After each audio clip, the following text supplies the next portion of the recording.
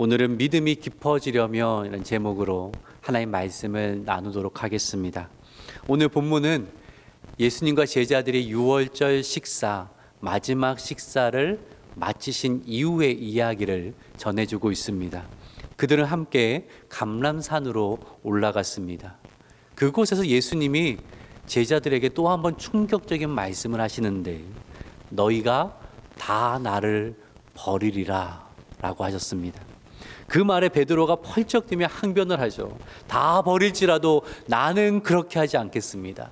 다른 제자들을 질세라, 주님, 우리가 주님을 버리지 않겠습니다 라고 그렇게 말을 했지만, 예수님은 오히려 베드로에게 더 절망스러운 말씀을 하시죠. 이 밤 닭이 2번 울기 전에 너가 나를 3번 부인할 거다. 예수님은 다가올 시련을 알고 계셨습니다. 그렇다면 우리가 생각하기에 예수님께서 좀 제자들을 격려하시고 용기를 주셔야 되지 않을까요? 예를 들어서 좀 있으면 내가 붙잡혀 갈 건데 너무 당황하지 말고 두려워하지 마라. 너희가 배운 게 있잖아. 훈련받은 게 있잖아. 사역을 했었잖아. 그러니까 흔들리지 마라. 너희 할 수 있어. 너희는 분명히 잘할 거야. 이렇게 격려하고 용기를 붙어주는 게 더 낫지 않을까라는 생각이 드는 상황 속에서 오히려 예수님은 다르게 말씀하십니다. 너희가 배신할 거다. 너희가 다 실패할 거다. 왜냐하면 예수님은 제자들의 믿음이 아직 그 시련을 이겨낼 만큼 견고하지 않은 것을 알고 계셨기 때문이라는 거죠.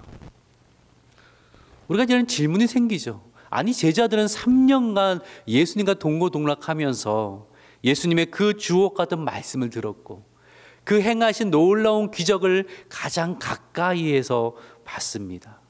근데 제자들의 믿음이 충분히 깊어지지 않았다니요. 도대체 무엇이 그들의 믿음의 성장을 그렇게 가로막았을까요? 사실 이 질문은 우리 자신에게 적용할 질문이기도 합니다. 우리는 지금까지 수많은 말씀을 들었습니다. 여러 다양한 훈련도 받아왔습니다. 그럼에도 불구하고 눈앞의 시련과 유혹 앞에 쉽게 무너지는 이유는 무엇일까요? 여전히 나의 믿음이 깊지 않고 얕은 것처럼 느껴지는 그 이유는 또한 무엇일까요? 오늘 우리는 제자들의 실패를 통하여서 그 원인을 함께 살펴보려고 합니다. 오늘 말씀을 통하여서 나의 믿음이 깊어지지 못하도록 방해하는 것이 무엇인지를 우리가 발견하고 그것을 제거하여 뿌리가 깊은 믿음으로, 흔들리지 않는 믿음으로 다시 일어서기를 주님의 이름으로 축원합니다. 아멘. 자, 오늘 27절의 말씀을 한번 같이 보도록 하죠. 있습니다. 시작. 너희가 다 나를 버리리라. 이는 기록된 바 내가 목자를 치리니 양들이 흩어지리라 하였음이니라. 아멘. 자, 예수님은 제자들이 모두 주님을 버릴 것이다 라고 말씀을 하셨어요. 근데 여기서 버리다라고 번역된 헬라어가 스칸달리조라는 단어인데요, 마가복음에서 8번이 등장합니다. 그 중에서 오늘 본문과 관련된 용례로 쓰이는 곳이 있는데 바로 4장 씨 뿌리는 비유에서 나옵니다. 씨에는 생명이 있습니다. 좋은 땅에 뿌려지면 그 씨는 자라나서 30배, 60배, 100배의 결실을 맺는 거죠. 6씨는 하나님의 말씀을 상징합니다. 하나님의 말씀에는 생명력이 있어서 그 말씀이 우리의 심령 가운데 들어오면 그 말씀은 성장하여서 놀라운 말씀의 결실을 맺게 된다라는 것입니다. 그렇다면 본문 속 제자들은 무려 3년 동안 예수님의 그 놀라운 말씀, 권위 있는 말씀을 들었습니다. 삶이 완전히 달라져야 되지 않았을까요? 어떤 삶의 풍파가 몰려온다고 할지라도 흔들리지 않는 굳건한 믿음의 사람이 되어 있어야 되지 않습니까? 근데 오늘 본문 속 제자들은 그렇지 않았다라는 거예요. 그 이유는 씨 뿌리는 비유가 알려주듯이 씨앗이 어떤 땅에 떨어지는가에 따라서 성장과 결실이 달라진다는 것입니다. 즉 말씀을 듣는 사람의 이 심령의 상태, 마음의 상태가 매우 중요하다는 거죠. 예수님 이런 설명을 하셨습니다. 비유 중에서 씨가 돌밭에 떨어진 겁니다. 여기서 돌밭은 단순한 돌이 많은 자갈밭이 아니라 눈으로 보기에는 좋은 땅처럼 보이는데 그 안에 단단한 바위나 큰 돌이 있는 겁니다.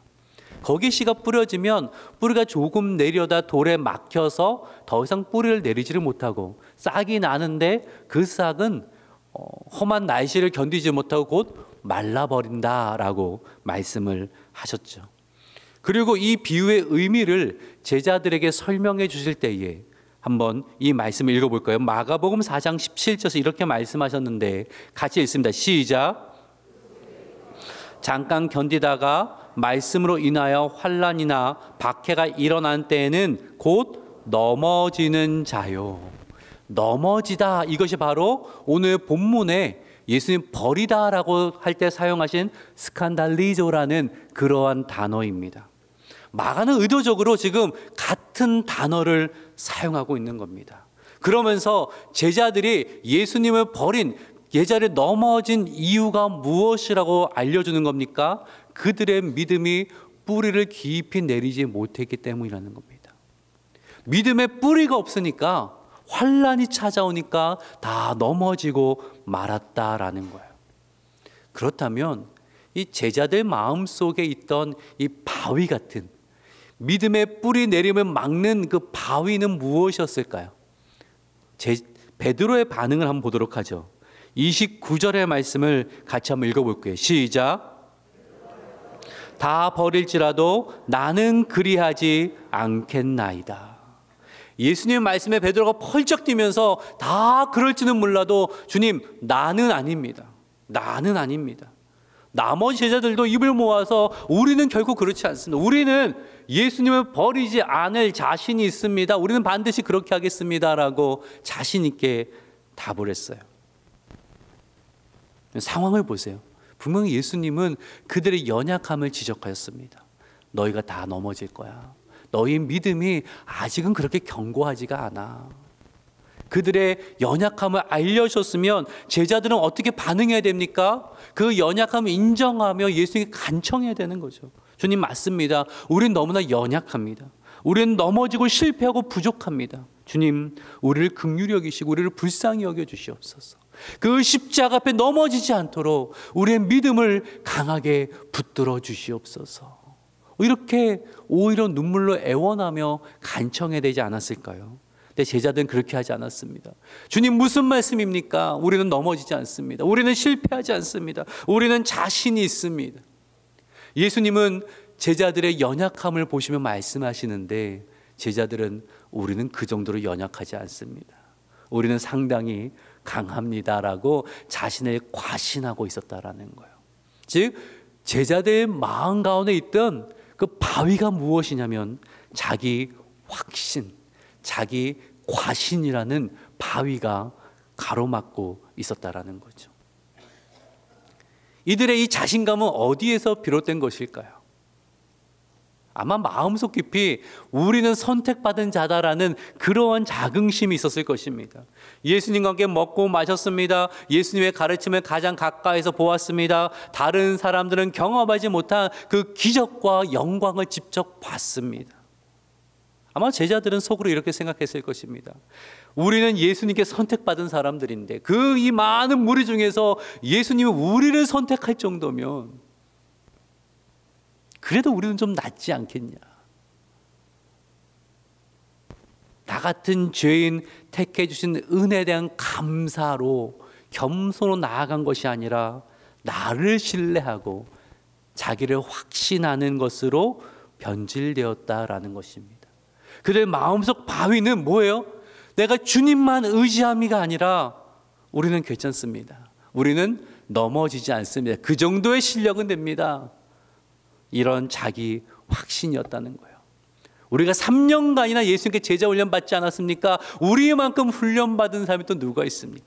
우리만큼 헌신한 사람이 또 누가 있습니까? 우리만큼 예수님 말씀을 가까이 들은 사람이 누가 있습니까? 우리만큼 능력받아서 귀신 쫓아내고 전도한 사람이 누가 있습니까? 우리 마음속에도 혹 이러한 자기 확신이나 과신이 있지 않습니까? 내가 훈련을 얼마나 받았는데요.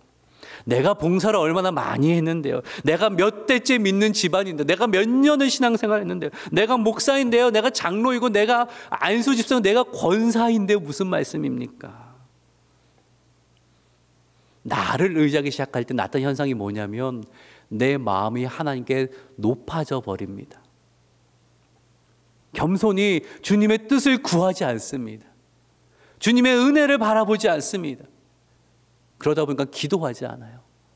기도하지 않아도, 이 정도는 하나님 도와주시지 않아도 나는 충분히 할 수 있다는 자기 과신이라는 큰 바위가 내 심령 가운데 자리 잡으면 믿음의 뿌리가 깊게 내려오지를 않는다라는 거예요. 그러니 믿음의 뿌리가 깊이 내리려면 무엇이 성결되어야 되는 거죠? 이 바위가 깨져야 되는 거예요. 저는 그래서 제자들이 실패하도록 예수님이 내버려 두셨다라고 생각을 합니다. 그 제자들 안에는 자기 확신이라는, 과신이라는 그 교만이라는 바위가 깨져야 그제서야 주님의 은혜를 구하며 주님을 붙드는 참 신앙의 삶을 살아갈 수 있기 때문이라는 거죠. 저도 목회자로서 이러한 실수 또 실패를 경험할 때가 있습니다. 제가 원고를 작성하면서 벌써 20년도 더 된 풋내기 목회자 때 겪었던 이야기 한 생각이 나더라고요. 부교육자 시절에 금요기도의 순서가 다가오는데, 전 주일학교 담당 교육자이기 때문에 매주 주일학교 설교는 하지만 금요기도 강단에 서서 작년 성도님들에게 설교할 기회를 그렇게 많은 건 아니겠잖아요. 그러니까 부담을 가지고 정말 열심히 준비를 했습니다. 여러 권의 주석과 책을 뒤적이면서 연구하고 묵상하고, 그리고 마침내 설교문을 잘 작성을 했습니다. 설교문 읽어보니까 솔직히 제 마음에 만족스러운 겁니다. 이렇게 훌륭한 설교문을 내가 작성하다니, 그동안 노력과 수고가 헛되지 않았구나 하면서 스스로 대견했고 자신감이 넘쳤거든요. 그래서 목회들 사이에 전문 용어가 있는데 홈런 치는 설교가 될 것이다, 이런 확신을 가지고 기대를 가지고 이제 강단에 섰죠. 근데 그 설교가 어떻게 되었을까요? 대실패였습니다. 다시 한번 전문 용어로 죽을 쓴 설교였습니다. 우리가 죽수다고 하거든요. 원고를 읽을 땐 그렇게 감탄스러웠는데 막상 강단에 서자 다 엉망인 겁니다. 성도들 표정에는 전혀 감동이 없습니다. 설교가 지루하고 무겁게 느껴지는 것 같은 거예요. 아니, 설교하는 저 자신도 이 설교 도대체 언제 끝나나 라는 지루함이 있을 정도였어요. 기도를 다 마치니까 도무지 성도님들 얼굴을 볼 자신이 없어서 늦게까지 머물러 있다가 조용히 이제 빠져나왔습니다. 그리고 곰곰이 생각을 했어요. 도대체 뭐가 문제였을까? 다른 때보다 더 열심히 준비를 했는데, 내용 전개도 분명히 탄탄했는데, 근데 왜 말씀의 능력도 은혜도 없었을까? 그때 뭘 깨달았냐면 설교문에 대한 확신, 자기 확신에 빠져서 기도하지는 않았더라고요. 정말 간절히 주님의 은혜, 성령님의 그 역사하심을 구하면 나아가야 되는데 그러지 않고 이 정도면 충분하다, 이 정도면 정말 잘할 수 있다, 이런 마음으로 올라갔더니 완전히 넘어지고 말았다는 거죠. 그때를 계기로 해서요, 지금까지도 강단에 서기 전에 항상 두렵고 떨림이 있고 하나님의 은혜를 구하며 주님의 은혜, 주님 오늘도 좀 봐주시죠, 오늘 좀 역사해 주시면 안 될까요? 라는 간절함을 가지고 항상 올라옵니다. 하나님께서 때로는 우리에게 실패를 허락하신 이유가 있어요. 우리 마음 가운데 자리 잡은 이 바위를 깨트리시기 위함입니다. 하나님 우리에게 때로는 실패를 허락하시면 하나님이 나에게 무관심하시거나 하나님 나를 심판하신 것이 아니라 오히려 은혜의 손길이라는 거예요.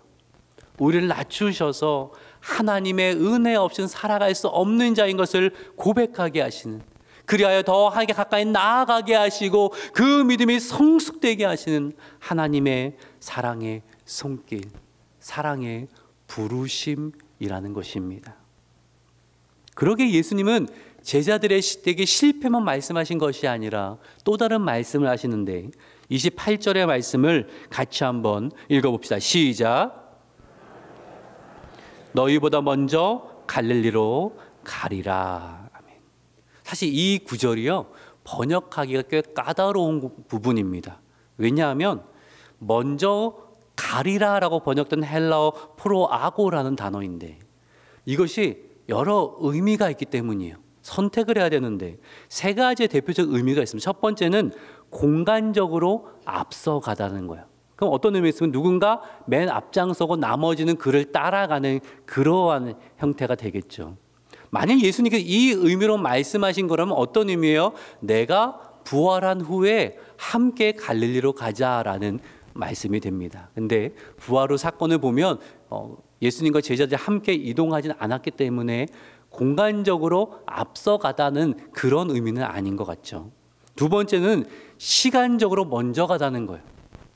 그럼 내가 먼저 가서 기다릴 테니까 와, 이런 의미가 됩니다.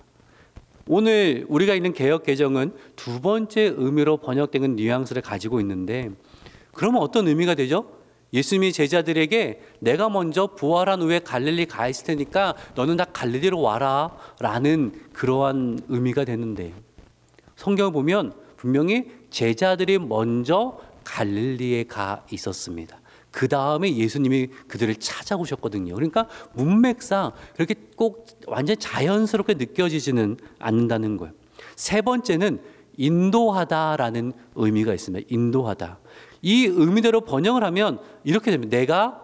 그러나 내가 살아난 후에 갈릴리에서 너희를 인도할 것이다. 저는 이걸 택하는 것이 훨씬 문맥적으로 의미가 자연스럽다라고 생각을 합니다. 왜냐하면 제자들은 흩어질 겁니다. 그런 넘어지고 흩어질 것이고, 근데 예수는 포기하지 않으시고 그들을 갈릴리에 다시 모으시겠다라는 거예요. 그리고 내가 너희를 다시 인도할 거다. 너희가 다 나를 떠날지, 너희는 넘어질지라도 나는 너희를 버리지 않고 다시 찾아가서 너희의 목자가 될 거다 라는 그 메시지인 거죠. 왜 갈릴리일까요? 갈릴리요, 제자들이 처음 예수님을 따르던 곳이거든요. 베드로, 야고보, 요한, 안드레가 밤새 자신의 늘 해오던 일을 따라서 고기를 잡았잖아요. 그날 밤에 한 마리를 잡지 못했어요. 그들의 수고와 노력, 경험 모든 게 다 통하지 않던 밤, 완전히 실패하고 좌절했던 그 밤을 지났단 말이에요. 예수님께서 근데 뭐라고 하셔요? 깊은 곳에 가서 그물을 던져라.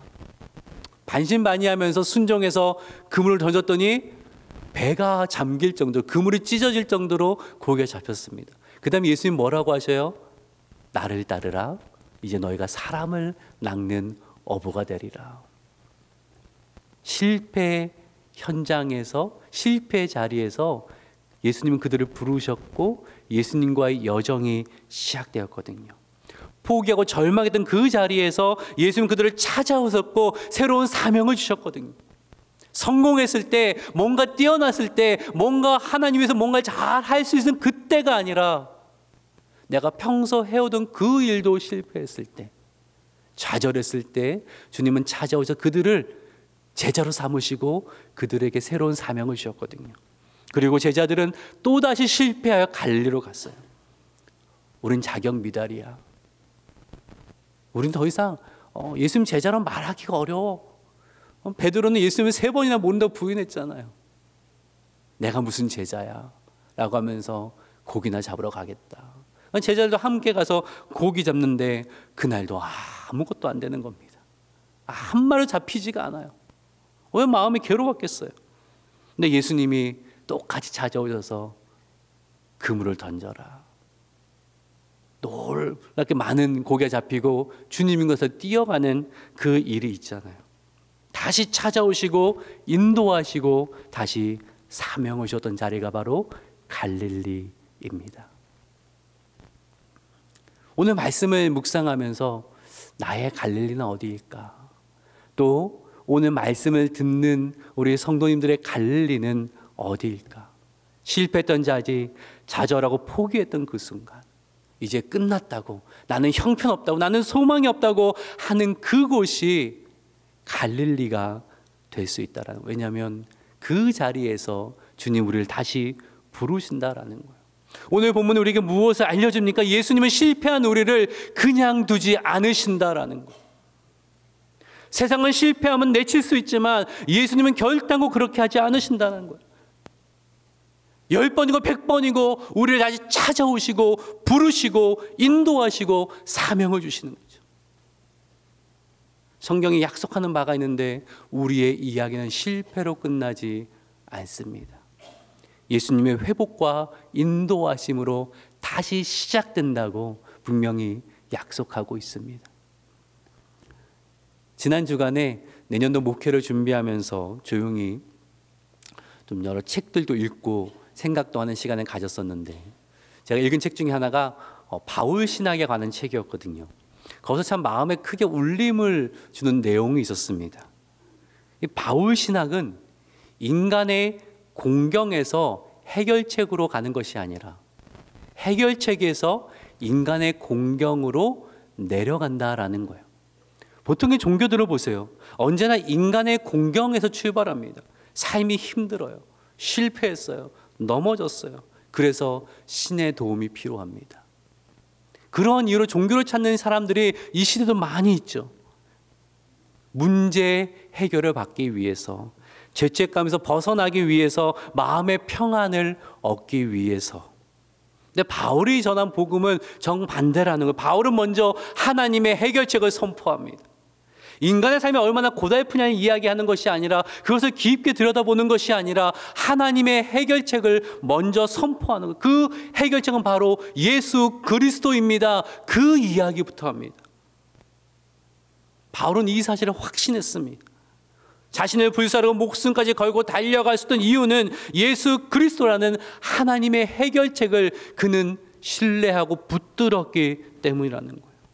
모든 삶의 정황 속에서 내 삶이 얼마나 힘든가, 내가 얼마나 연약한 것을 본 것이 아니라 변치 않은 하나님의 해결책이 무엇인가, 하나님의 해결책인 예수 그리스도가 어떤 분이신가, 그분 나에게 어떤 의미가 있는가, 늘 그것을 그는 묵상하고 그것을 증거했던 사람입니다.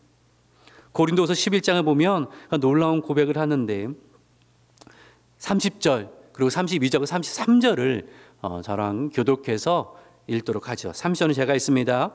내가 부득불 자랑할진대 내가 약한 것을 자랑하리라.